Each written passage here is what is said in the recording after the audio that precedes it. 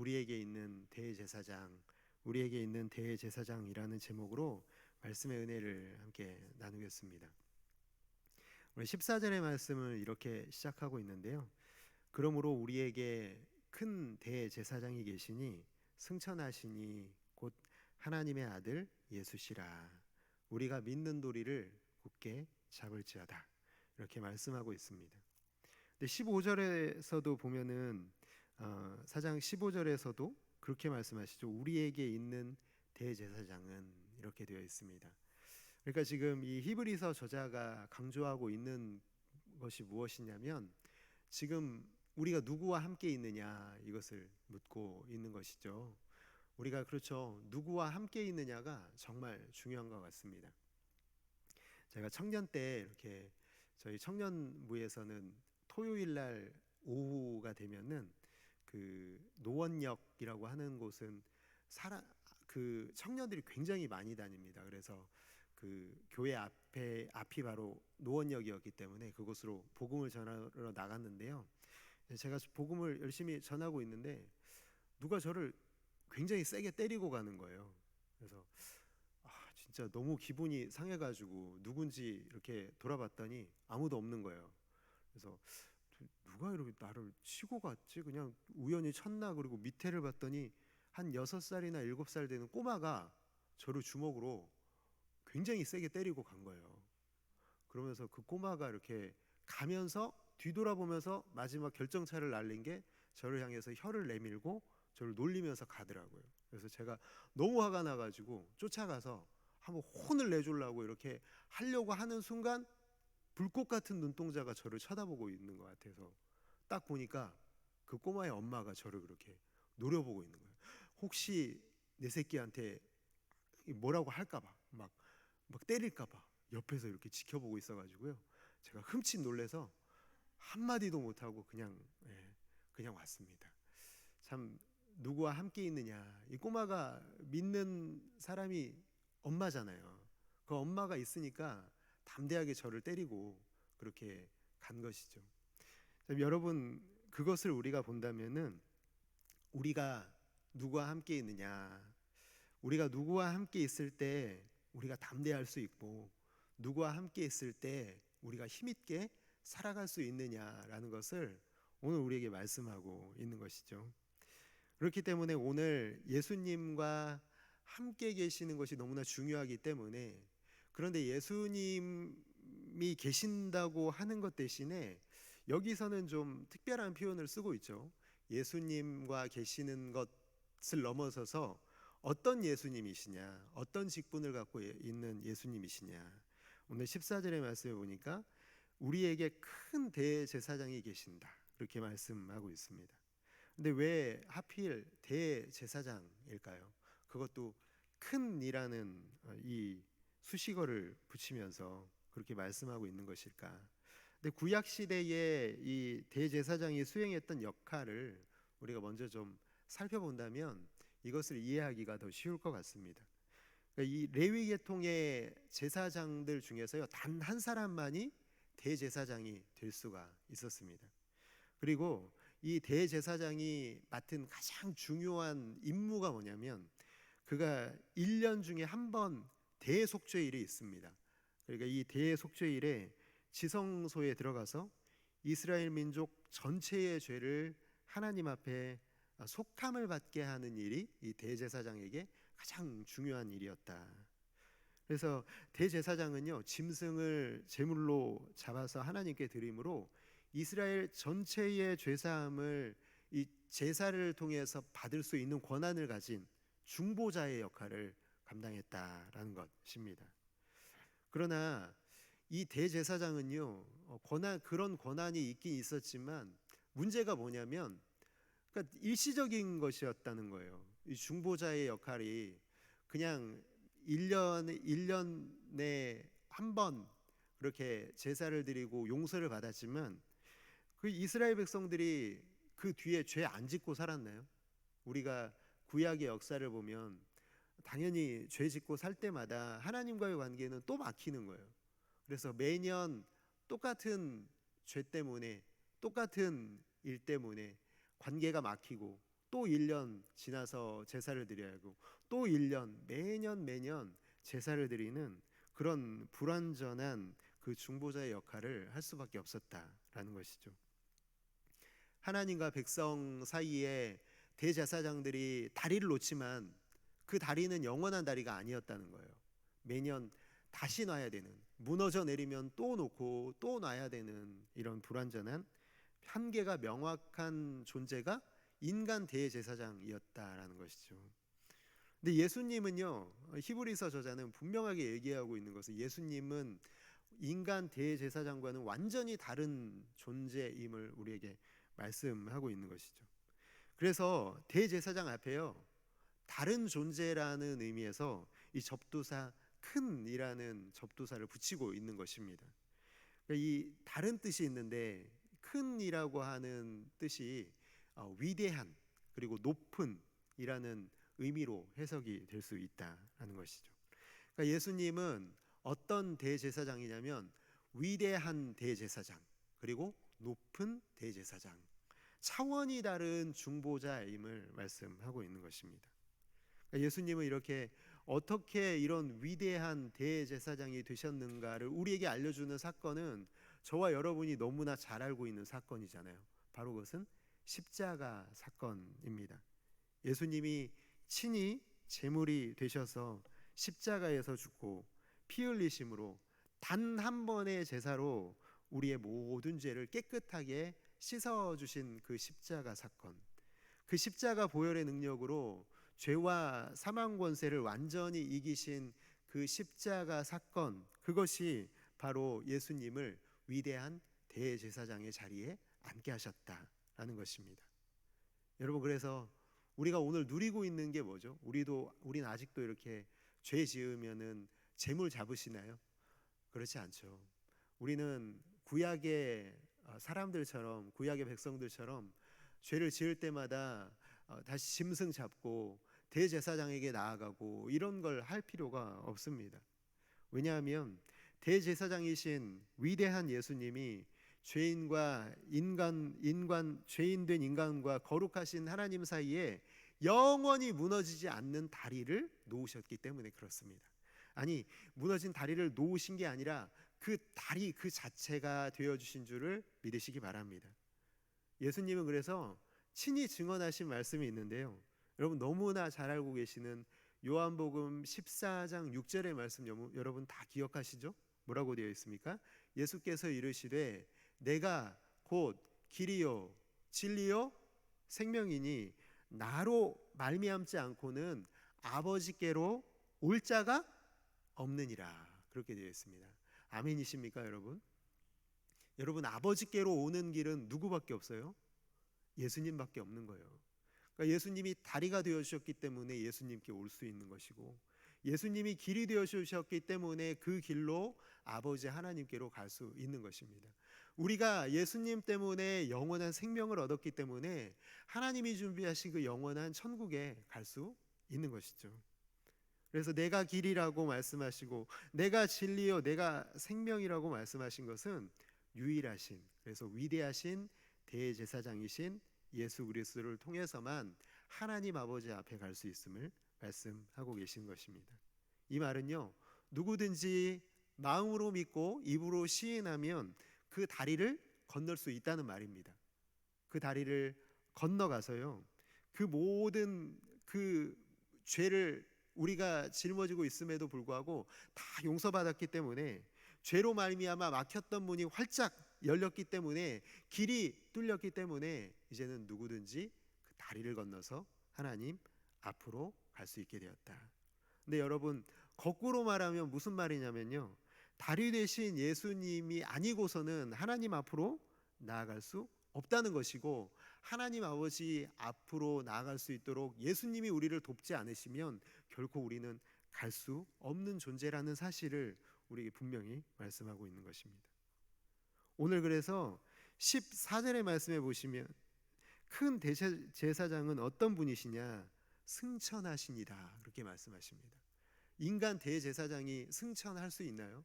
하나님께 하늘을 향해 올라갈 수 있나요? 여러분, 불가능하잖아요. 예수님은 그런데 질적으로 다른 존재이심을 말씀하고 있습니다. 차원이 다른 존재이시라는 거예요.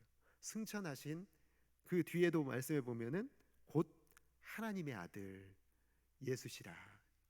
대제사장이신 예수님은 하나님의 아들이시고 하나님의 아들이셨기 때문에 하나님 우편에 하늘에 앉으신 분이다. 여러분, 이 외에 더 무슨 말이 필요하겠습니까? 그래서 14절 끝부분에요, 너희가 이것을 알면 뭐라고 얘기하고 있어요? 믿는 도리를 굳게 잡으라, 그렇게 말씀합니다.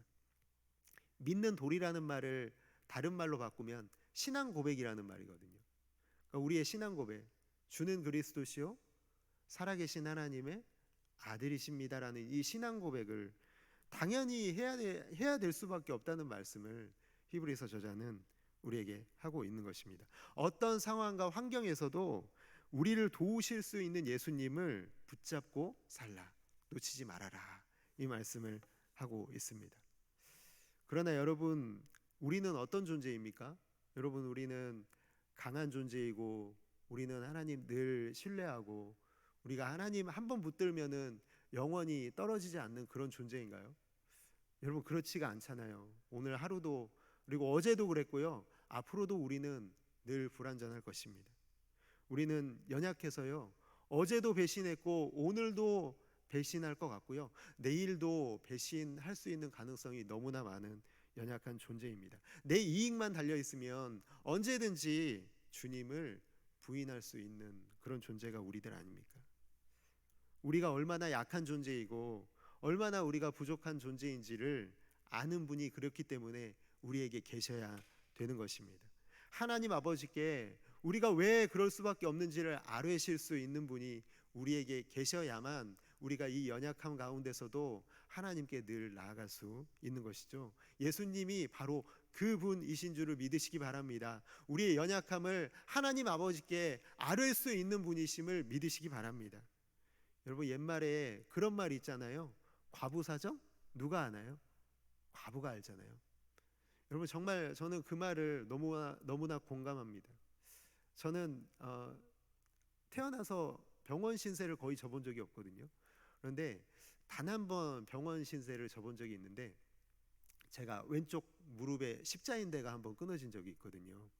참 바보같이 다쳐가지고요, 여러분께 말씀드리기도 너무 송구한데, 근데 제가 다리를 다쳐보고 그 십자인대가 다시 붙을 때까지 정말 기적적으로 하나님이 은혜롭게 다리 십자인대가 수술 안 하고 나을 수 있게 해주셨거든요. 그런데 무려 한 6개월 동안을요, 그 보조기를 차고 지내는데요, 정말 너무 힘들었던 것 같습니다. 신방을 가도 신방도 다 따라다녔거든요. 어떻게 안 갈 수가 없잖아요. 그래서 저 혼자 다리를 이렇게 펴고 절뚝절뚝 걷고 계단을 올라갈 때도 다리를 편 채로 올라가야 되고. 근데 제가 한 번도 아파보지 않았기 때문에요, 그때 제가 다리가 불편하다는 것을 처음 알았던 것 같아요. 아, 사람이 몸이 불편하면 이렇게 힘들 수도 있구나. 참, 그래서 그 이후에 참 아픈 분들을 뵈면은 저렇게 힘드실 수 있구나라는 것을 제가 그때 좀 알게 되었던 것 같습니다. 여러분, 내가 겪어보지 않으면 깊이 이해되지 않잖아요. 그러나 이제 그렇게 한번 어려움을 겪고 나니까 어려움이 어떤 건지를 알게 되겠더라고요. 육체적인 연약함으로 인한 어려움을 알게 되는 것이죠.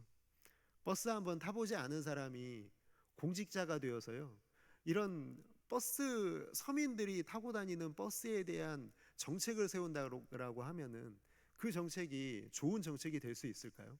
여러분, 절대 그렇지 않죠. 망한 정책밖에 될 수가 없는 것입니다.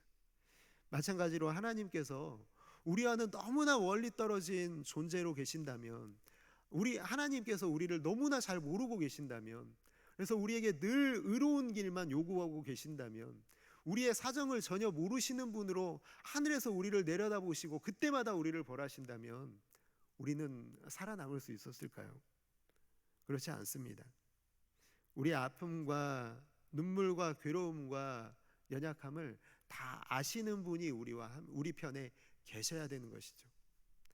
여러분, 우리 주님이 바로 우리의 연약함을 아시는 분이신 줄을 믿습니다. 이 땅에 육신을 입고 오셔서 그분이 우리와 똑같은 아픔과 슬픔을 경험하시고요, 시험을 받으셨습니다. 우리의 눈물과 아픔과 절망을 아시는 주님이 하나님 아버지의 공의 앞에 선 우리를 변호하실 수 있는 것이죠. 이것이 오늘 15절 말씀의 의미라는 것입니다. 그래서 이 구절을 읽을 때 저는 떠오르는 구절이 있더라고요. 누가복음 23장 34절에 보면은 십자가에 달리신 주님이 말씀하시는 장면이 있거든요. 누가복음 23장 34절에 이에 예수께서 이르시되 아버지 저들을 사하여 주옵소서 자기들이 하는 것을 알지 못함이니이다 하시더라. 그들이 그의 옷을 나눠 제비를 뽑을세. 예수님이 십자가에 못 박히신 이후에 기록된 말씀이거든요. 그러니까 십자가에 못 박히신 가장 고통스러운 순간이잖아요.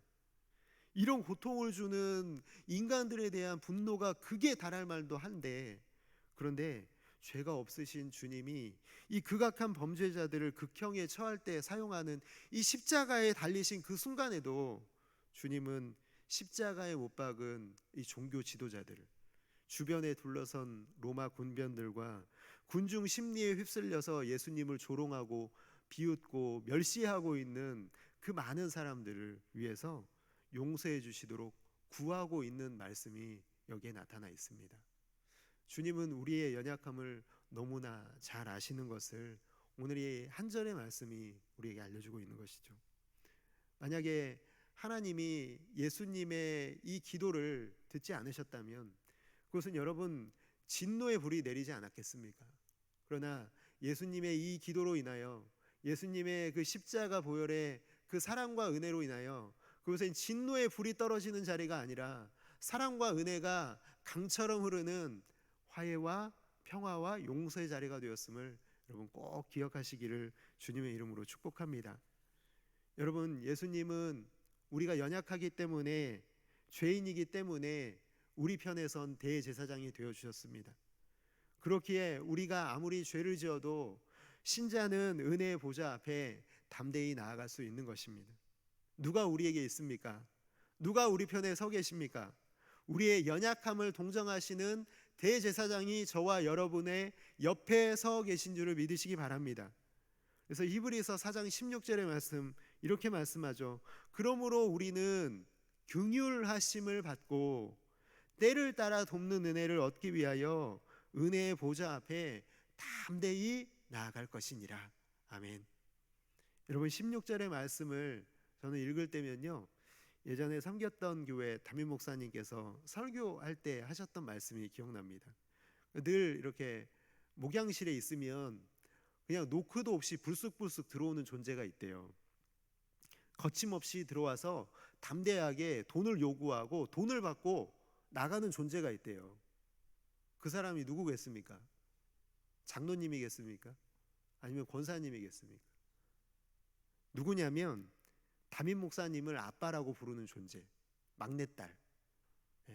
제가 담당이었거든요. 저희 유초동부 담당 그 4학년 그 정말 말괄량이 같은 딸이요. 언제든지 그냥 벌컥벌컥 문을 열고 들어가세요. 저에게 하는 것처럼 늘 아버지에게도 그렇게 하는. 담임 목사님 뭐 필요 없습니다. 담임 목사님을 찾아간 게 아니에요. 누구를 찾아간 거예요? 아빠를 찾아간 거 아닙니까? 내가 마치 달라고 요구할 수 있는 권한이 있는 것처럼 돈 내놓으라고 얘기하면 담임 목사님께서 늘 주셨대요. 버릇없다고 생각하는 게 아니라 왜 누구니까? 내 딸이니까, 귀여운 내 자녀니까. 버릇없게 굴어도 밉지 않으셨다고 그렇게 말씀하시는 것을 들었던 것을 기억합니다.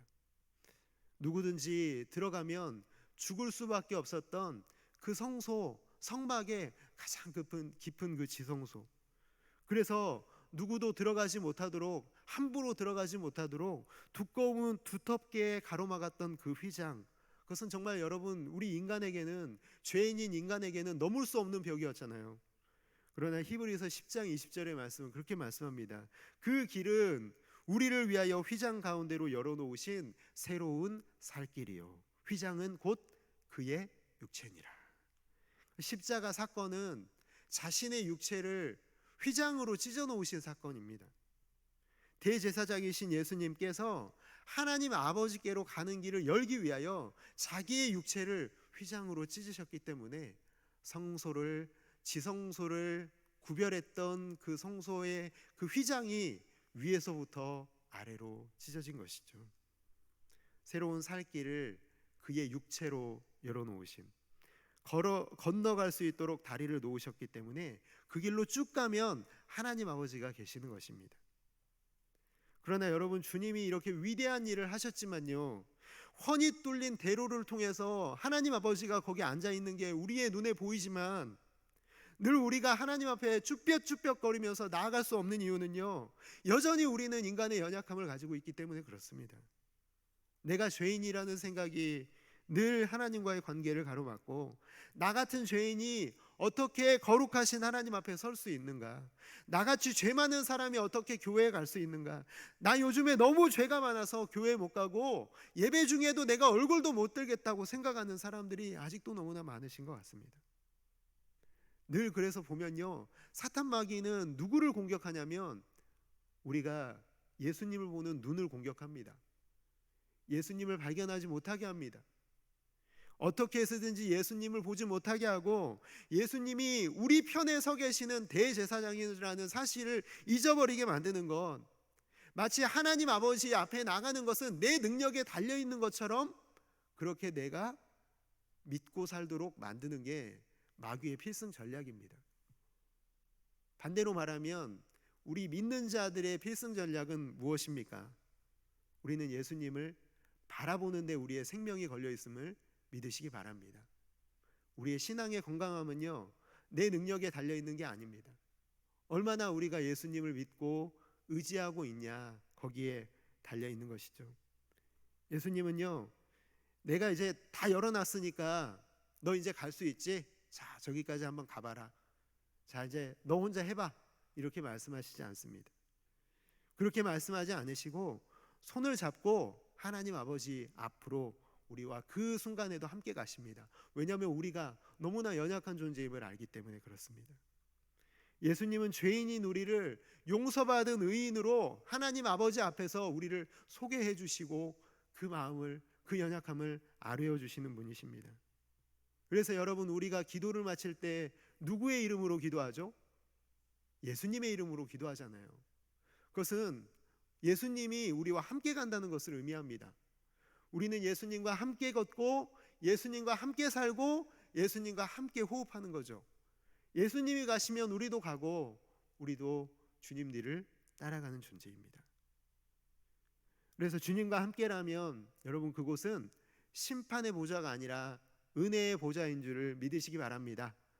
주님과 함께 가는 그곳이 은혜의 보좌입니다. 이런 분이 우리 주님이십니다. 대제사장이십니다.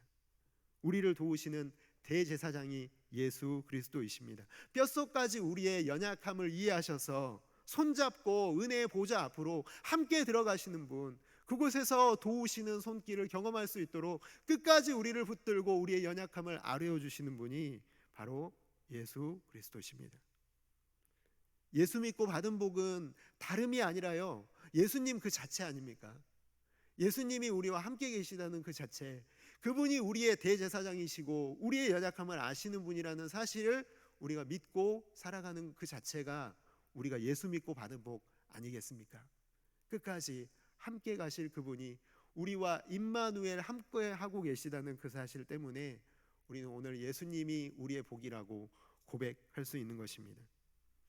여러분, 그래서 우리는 얼마나 행복한 사람들입니까? 연약하기 때문에 우리는 더 주님이 필요합니다. 연약하다는 것은 그래서 결코 약점이 아닙니다.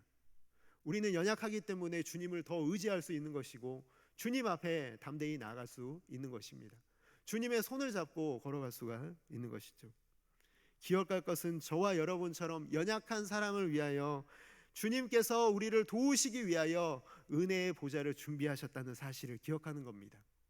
우리는 늘 연약할 때마다, 돕는 은혜가 필요할 때마다 은혜의 보좌 앞으로, 그래서 주님과 함께 손잡고 그 앞으로 달려 나아갈 수 있는 것입니다.